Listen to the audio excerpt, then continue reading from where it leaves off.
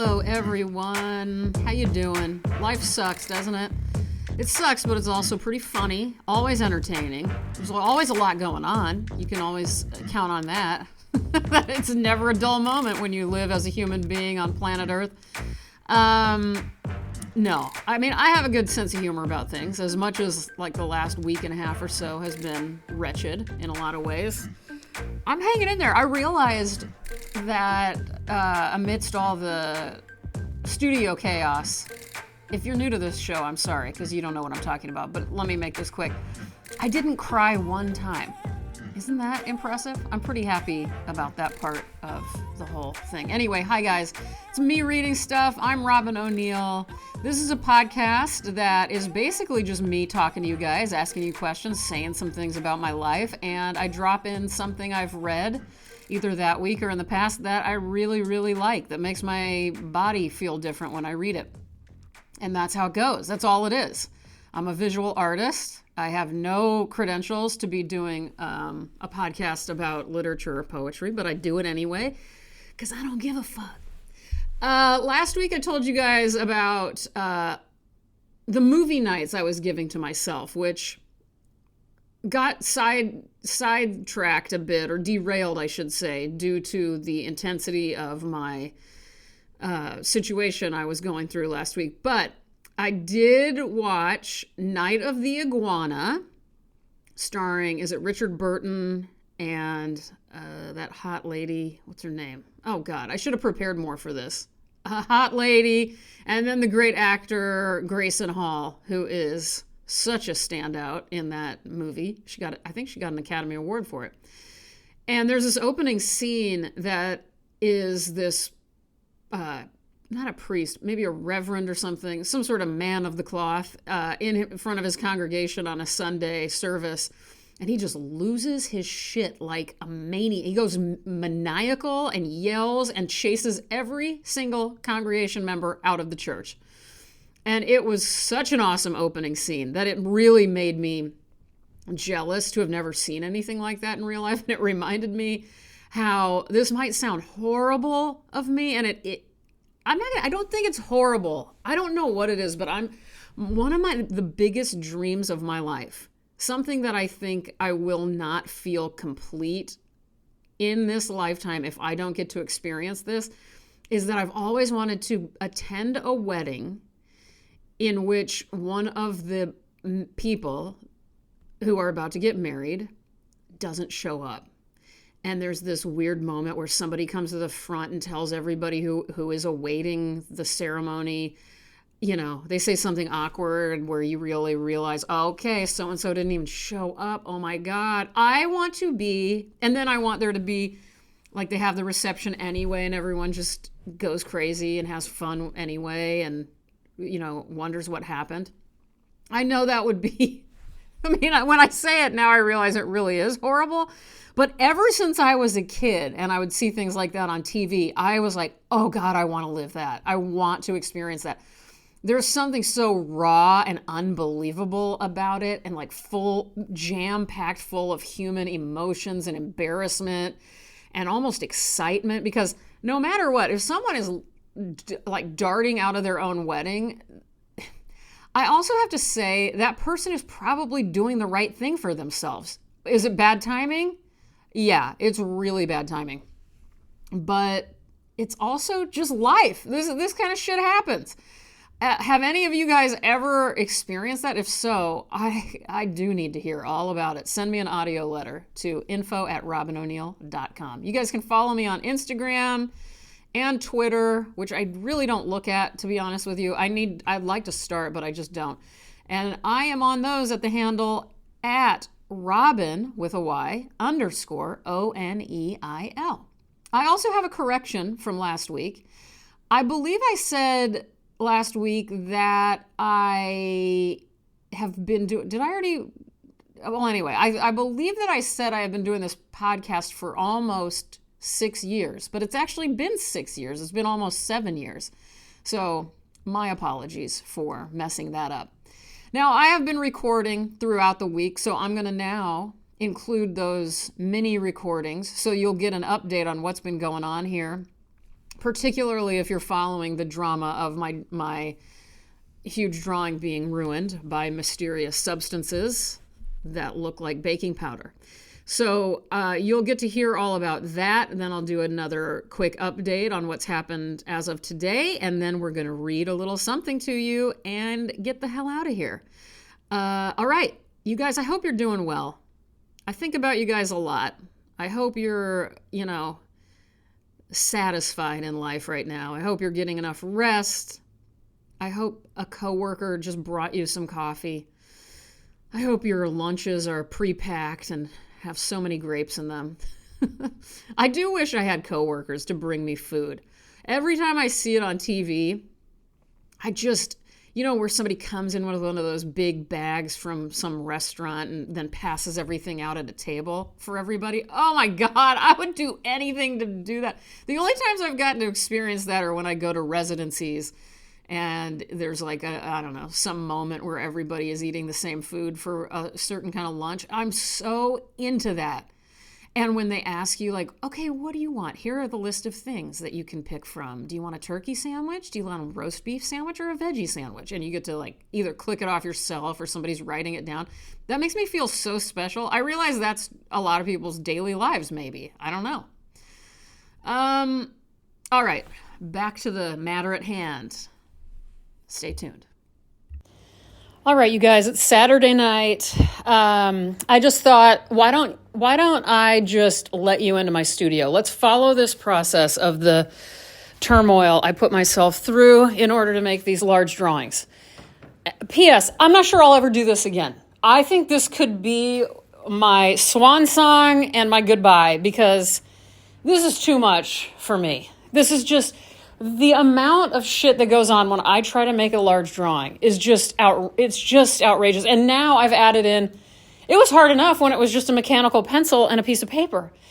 And now it's all sorts of chemicals reacting to each other and God knows what, drying times humidity, dryness of the studio.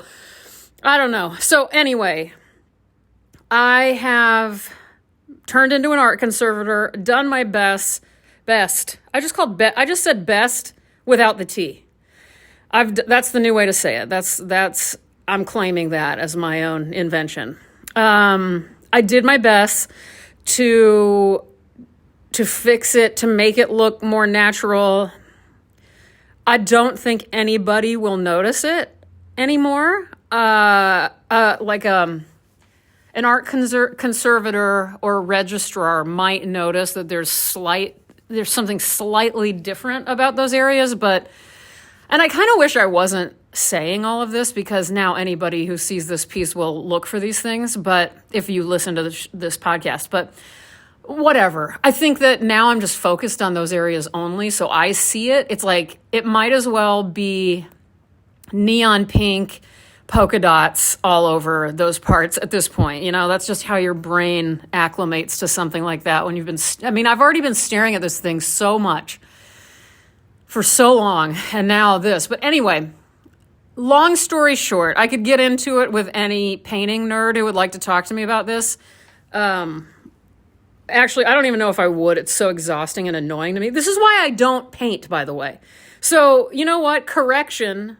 On last week's podcast, I mentioned, somebody asked me the question about, do I ever miss painting? And I kind of gave a yes and no answer. Right now, I can state for a fact, I don't miss it at all. And I forgot the reasons I hated painting. And they are these that have come up. Like, there's such a simplicity in drawing with pencil. It's so beautiful. It is beautiful. Graphite on paper is beautiful, but the simplicity of me being able to go to just the office supply store, buy my pencil, and then get a piece of paper from anywhere on earth and draw. I can't tell you how much that means to me. It really isn't just like a whatever, that's just kind of what I do. I really, really have a lot of feeling behind that. And then you get into this world of all sorts of different mediums and things, ingredients, and there's lab technicians formulating it and all of this. And I'm just like, it just doesn't appeal to me. It just doesn't. I never was into anything that was about anything technical. It's just not interesting to me. I was never good at understanding photography for those reasons. What else? I mean, I don't know. I haven't really tried anything. I mean, even sculpture, like the amount of shit that you need to make awesome sculptures. I mean, maybe some people out there have made sculptures with almost nothing, but I'm thinking of like Louise Nevelson and how amazing those sculptures are. But what it takes to make something like that and the amount of money and material. So anyway, all this to say that over the past few days, I've done all of these tests on all these other ways that I can solve this issue further into the drawing. So I'd only put the matte medium on the top half, and then I was going to do the rest the next day. But that was the day I walked in here, and it was splotched with what looked like baking powder mixed in with gel medium. So I'm just like, all right, I'm going to try the gloss mediums because, well, see, now because matte mediums have this silica stuff in it, powder in it, to give it the matte quality. So I'm like, all right, I'll move it to gloss. So I got all these different gloss mediums and tested it out on a big test that I made with tons of graphite on it, looking kind of like the waves. And the gloss made it look horrible, like embarrassingly. Thank God I did a test. Because I was going to do the gloss over everything, but like on top of the part that messed up and all this other stuff. But that's not happening, which means the only way to make this piece look good from top to bottom is to now use more of the same stuff that caused the issue on the rest of the drawing. And I got very lucky because if you haven't seen the drawing, it's basically just wave upon wave upon wave upon wave with men's heads bobbing in and out of it. And sometimes it's just the men's hair from the side or back, and other times you see their faces. And somehow I got so lucky where all the parts where this white powder problem happened were in areas that could be, they weren't on any of the men's faces or hairs. Any of the delicately drawn, recognizable imagery of heads, faces, eyes, eyebrows, noses, those didn't get affected somehow. And if they had, there would have been there is no way to fix it. So, like, truly no way to fix it. I mean, aside from some extreme things I've thought of, but that would take months and months. So I'm just saying, so now I am about to embark on brushing this shit all over the bottom of the drawing and seeing if we get this problem on this half too, because I just won't know until tomorrow. And I'm terrified, just absolutely terrified. I feel like this is Russian roulette, or like somebody gave me skydiving equipment and the parachute, and like one of them has a working parachute and the other one has one that fails. And like, I'm that risky right now where I'm like, and you have to choose one. It's like they're both behind the guy's back and he's mixed them up, and now you choose. And I'm choosing, and then I'm jumping, and we're going to see what happens. So this is my audio version of jumping off of that plane. I hate this. When I say I hate my life, I don't mean my life as a whole, but I do hate my life as an artist. I really, truly do. It's just a joke. It's just ridiculous. Like, why do I put myself through this stuff? If you have any answers, let me know. All right. I love you guys. God bless you. God bless me. Father, Son, and the Holy Spirit. Amen. You guys, I was just getting done in the studio tonight, and all day long, I've been not annoyed, but just confused by the sound of a lawnmower somewhere in the neighborhood. I just heard it all day from beginning to end, and I'm like, and it seemed to be coming from this. At first, I kind of thought I heard several lawnmowers. I wasn't sure, but I definitely heard someone mowing all day. And at a certain point tonight, I realized it's still going on. And it was 11 p.m. and then midnight. And I was really bothered at that point. I'm like, why are you fucking still mowing? Get over it, guys. And then I realized that it was my fan in my studio that sounds just like a distant lawnmower. And I felt really dumb. So anyway, I did finish painting on the problematic matte medium, and never has there seemed like a better time to stay up and watch paint dry. I also feel like I'm hiring myself as my own assistant a little bit right now, like because it's hard to explain, except that I really, really desperately needed time off. And I was so excited for Saturday at 6 p.m. to leave the studio and start my relaxation and have Sunday off. I'm making chili tomorrow. I just couldn't wait. And then I had to stay up all night because I have to get this done. And so I almost felt like I sent myself to work. Like I'm two people. And the assistant is the one who's doing all of this. Not real Robin, not me. Because I don't do that anymore. I don't stay up late in the studio. I go to bed on time. Meanwhile, it's 1 a.m. right now.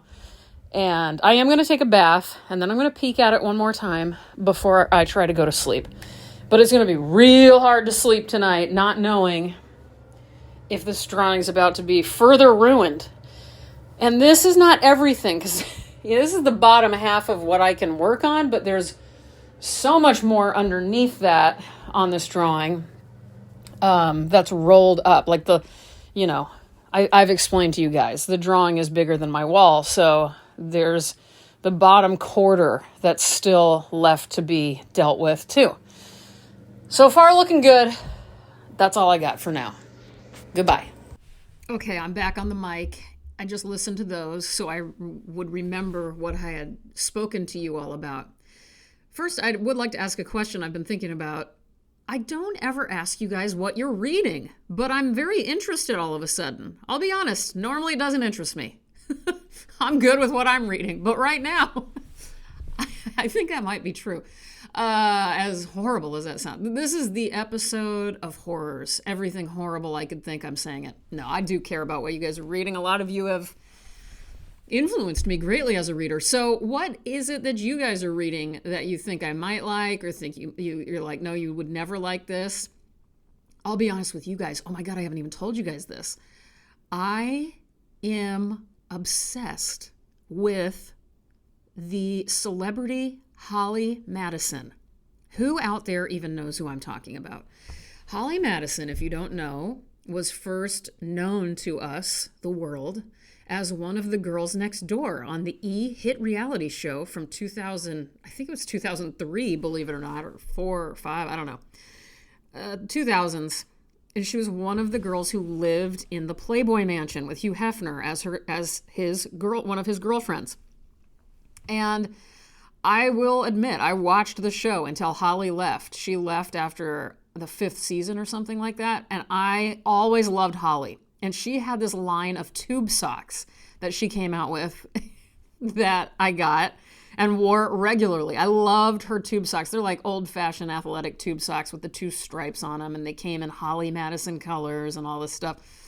Absolutely loved Holly Madison. And then I knew a little bit about her from like tabloids. I knew she dated Chris Angel. I knew she got married to somebody else eventually and had kids and was happy. And I don't remember if I knew much else about her after that. And I have no idea how this happened, because now there's a surge of activity surrounding her name again, because A&E, if you're interested, just premiered a couple weeks ago a new documentary series called Secrets Behind Playboy or something, Secrets of the Mansion, Secrets of Playboy.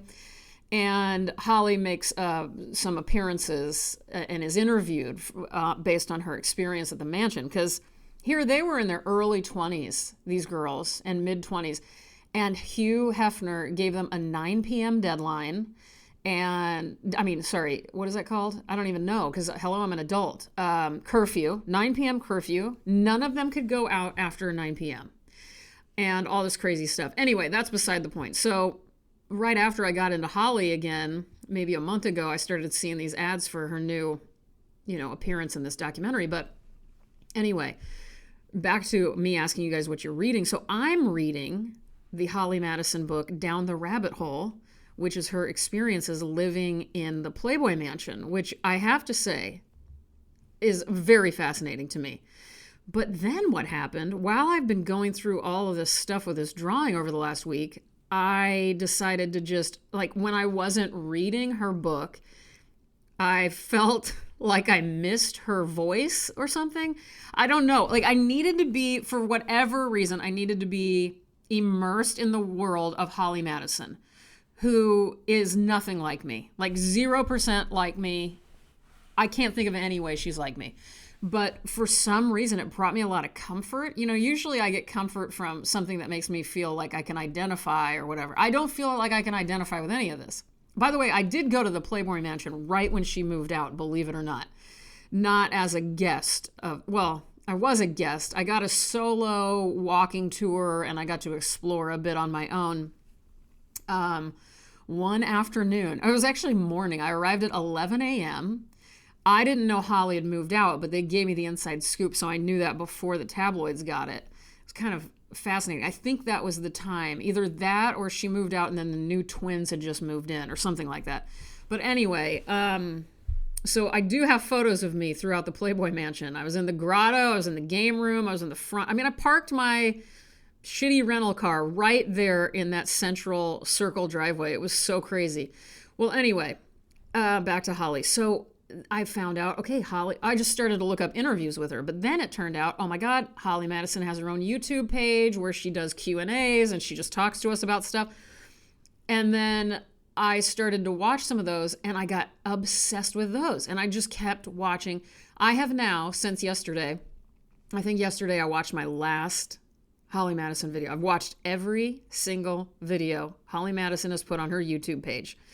And when I'm talking about what she has on her YouTube page, again, nothing of interest to me. I've even said on here, I have no interest in Disney anything. I don't really like going to Disneyland. I've only been twice on purpose when I lived down there. I went and I had so much fun with my friends, but partly that was because it was free, because Laura works for Disney and I got to go as a guest or whatever. I did go one time, and then I had this really weird experience where one of my friends, okay, this was in high school, one of my friends cheated with this, okay, I had just started to kind of date this guy named Phil, R.I.P., Phil, who has since died. And then this friend of mine, I won't say her name, well, we were all hanging out at her house, and her parents were out of town, and we had like a little mini party. It was only like 5 people.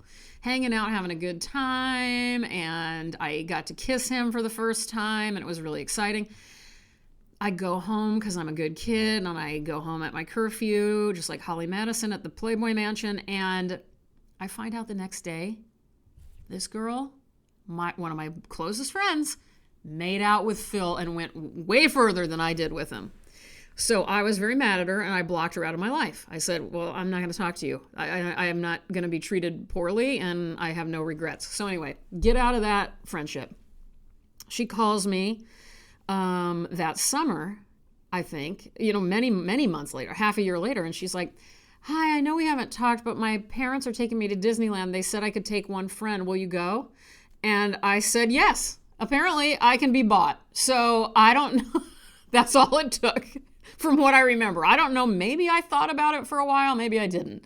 Anyway, I ended up going to Disneyland. And the only thing I remember about my trip then was that we were in line for something, and the line split in two, and there was this blank space in between the two lines. And, all I remember is lines and people being impatient and it being crowded and hot and annoying.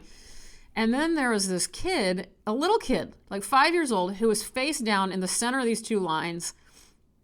And this kid looked like he was not breathing. He looked completely like he had been deceased for a long time. And I'm looking around and I look at her and I'm like, do you see this kid? And she just starts dying laughing because that was her personality. She's like, yeah, I see it, and just laughing. And then I look at the man in front of us. He's like a dad. And I catch his eye because he's noticing now too. And he and I catch eyes and he's like, that's a dead kid. And I was just like, whoa. And I was too young to know what to do about it. Eventually someone picked the kid up. He'd totally passed out. I don't know what was wrong with him. I hope he was okay. But that's the one thing I remember about Disneyland. So anyway, Holly Madison is obsessed with Disneyland and goes to Disneyland all the time still, and just posts a new video for every single ride, a new video for areas of the park that are haunted and who they're haunted with, areas of the park that were built, like the history of Walt Disney's relationship to this castle and this castle, little highlights of the food in one section of Disneyland. And then there's not only that, it's for every Disney theme park across the world.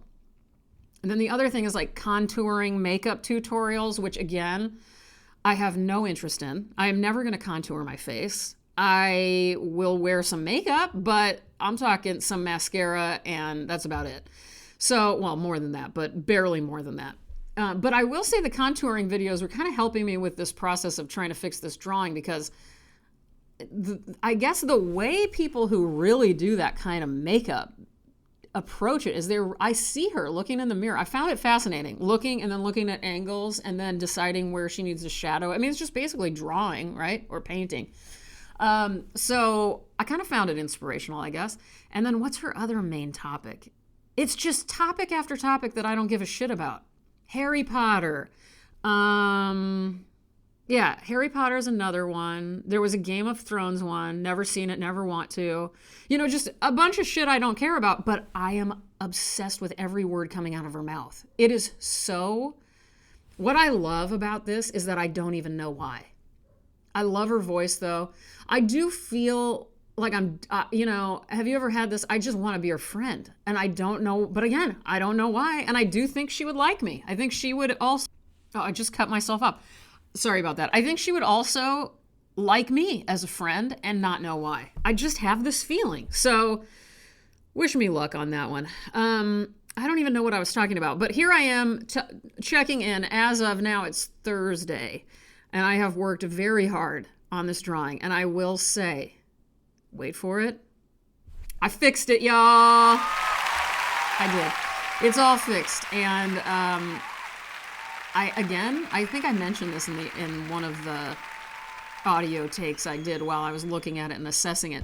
I think in the end, it is better as a result of this problem, because I got to do more varying values. There's a lot of depth now and a lot of movement on this piece that it would have been more flat prior to this, because I had to overdo the darks on the areas where the white powdery substance was. So that need to overdo that and then even out the rest of the drawing and make its values not seem random but seem integrated really made this piece, I don't want to use the word pop because it sounds like more like I'm talking about fashion or something, but it like all comes together in a very dramatic and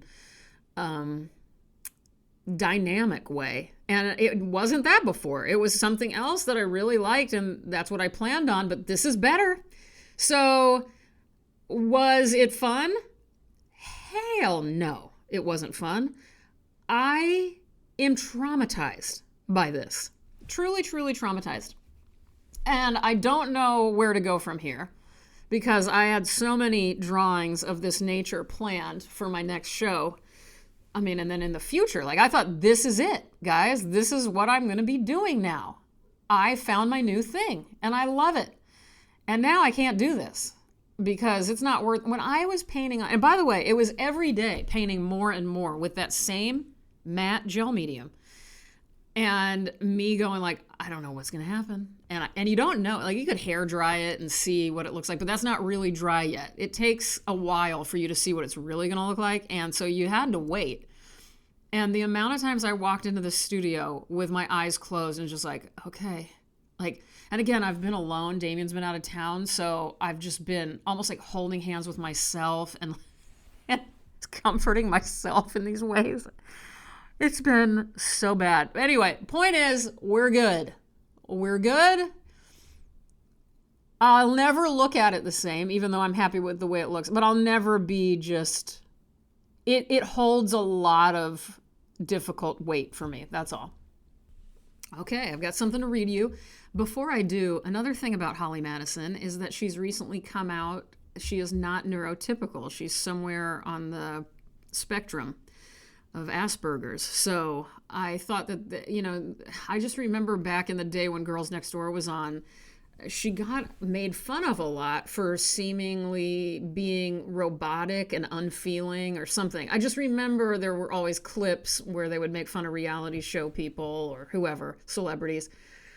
And I remember thinking, not knowing a lot at the time about it, but knowing it wasn't right, the way they were making fun of her. And anyway, so I think it's good that she's figured that out. She didn't know for most of her life and had a very interesting story about her husband calling her mom and saying, as they were having problems and about to break up, and saying, I just have such trouble connecting with Holly. I can't access her emotions.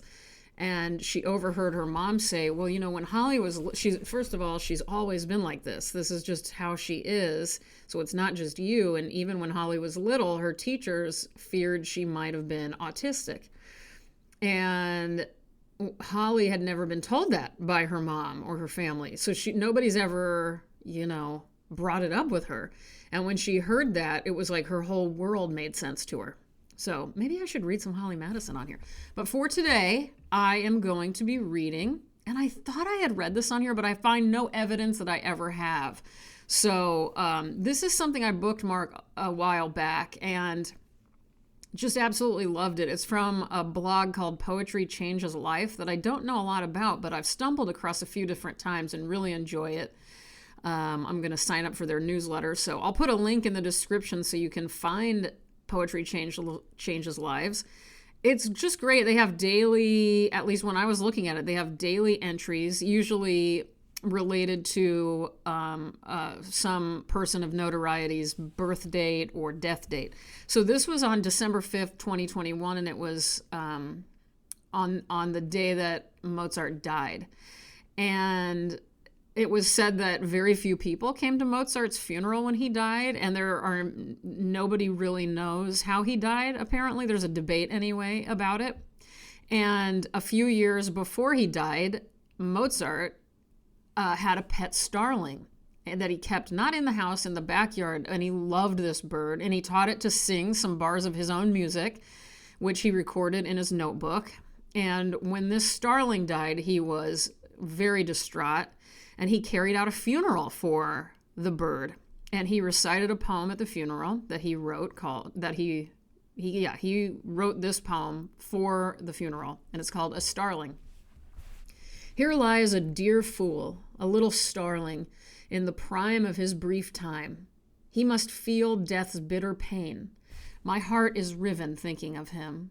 Reader, shed a tear as well. He was not bad, but frisky and bright. Underneath he was a wag, no one would deny. And I would say for sure that now he is above. In his friendly way he will be praising me. Yet unaware, I'd say, that he's alive no more to thank me for the score. Yeah, there you go. It's not every day you get to read a poem that Mozart wrote for a starling. I swear I have mentioned this before. This is, one of these things where it's like the universe keeps showing you a story for something, like the same thing over and over, and it never really sinks into your brain fully, and until finally you realize, okay, this is now the 8th time this has come up. I need to pay attention. That's this with this Mozart's funeral passage in Poetry Changes Lives. Yeah, let's read the Poetry Changes Lives about page. About Christopher Byrne, therapist, writer, speaker. He was born in 1940 in Hong Kong, where his father was stationed as a British Army officer. He spent his childhood in Yorkshire. He studied in London and practiced in Britain, France, Malta. He's been writing poetry, it looks like, his whole life. It looks like he might even have a YouTube channel. This looks really awesome. I appreciate this and what this guy does. Let me see. Yeah, like even today, he posted about Buddy Holly's last flight. On this day in 1959, the American singer Buddy Holly was killed in a plane crash. It was the day the music died. And then Buddy Holly disaster. Oh, and let's see. He's talking about the Don McLean song American Pie, and then he is thinking about John Donne because of that, and he then excerpted Death Be Not Proud. So this is the kind of thing he has. Just, I'm seeing Langston Hughes, I'm seeing King Charles I, Jane Austen. Very interesting. So again, no expert on this, but I'm very excited to dig in a little bit more. I hope you guys liked what I read for you. Okay, on a scale of 1 to 10, how happy are you right now? Let's say I'm a 6.5 or 7. If you were to buy something on the internet right now, anything, and money wasn't even an object, what would it be? Something for fun, like a fun treat for yourself. I guess if you were to buy a gift for yourself right now, what would it be? I don't know mine. I'll think about it. On a scale of 1 to 10, how stressed out are you right now? I'm probably a good 8.5. Ugh. I hope your life is feeling manageable. I've realized in a big way that I have a serious problem, and it's called being a severe workaholic. Over the last week, I've really had to face it and come to terms with it and know that it's a reality and that it can't go on anymore. I just can't. Anyway, if anyone has any good resources for me regarding that particular problem of workaholism, I would appreciate it. So yeah, my life doesn't feel that manageable right now, but I know, I'm not going to say I think, I know it soon will be, because I know that I can change. Makes me think of the quote from Jameson O'Hara Lawrence again, "Dear everyone, let me disappoint you." That's it, guys. I'm Robin. I love you all very much. Thank you very, very, very much for listening, and have a great remainder of your week, and I'll be back next Thursday, of course. I love you guys. Goodbye.